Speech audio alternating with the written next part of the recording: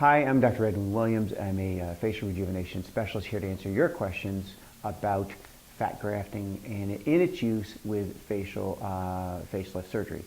I've been using fat grafting since for 13 years now, and I would not do it if I were not a firm believer.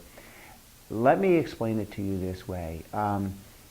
When we age in the face, there are some things that occur. One of the things that occurs is we start to lose some volume. And in fact, if you look at people in their 30s going into their 40s, the first thing that happens is a little deflation. I think this is one of the reasons why there may be an over-popularity of fillers, because it can kind of put off lifting surgery. But in reality, tissue then also starts to lose support and drop. And that's when patients come in to see me about having their face and their neck done. So years ago, we didn't have this as an option. But what we can do with that, I can always, as I tease patients, I can always find enough, you know. But what it allows us to do is the whole natural and balanced thing.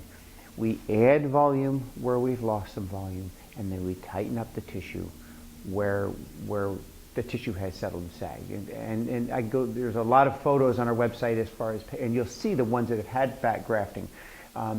And because it'll say that in the text. But I would probably see 80% of my patients now that I do a lift on, I do fat grafting.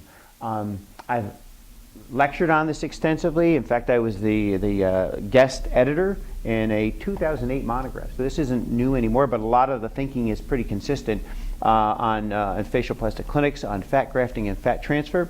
And most recently spoke at the Beverly Wilshire Motel at a big facial plastic symposium we had through the American Academy of Facial Plastic and Reconstructive Surgery on fat grafting.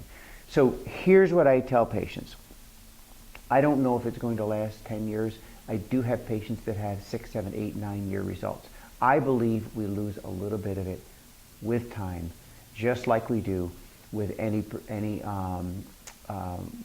as we do in the normal aging process. We lose a little volume and fat in our face. I also believe that it depends on the person's eating habits, stress level, and their amount of sleep. And my analogy that I tell patients is this: if you take care of yourself, you'll get many, many years out of it. But look at our presidents when they go in and out of office, they look like different people. And so I do think that makes a difference. But to me, it gives us the most natural results with doing a facelift surgery, and I certainly wouldn't do the procedure nowadays without doing some fat grafting, because I do think that in most individuals, unless they very specifically had a problem with their neck, in most individuals, they benefit from it. So I hope you found this Fireside Chat useful, and I welcome any of your questions. You can email us, and thank you for watching.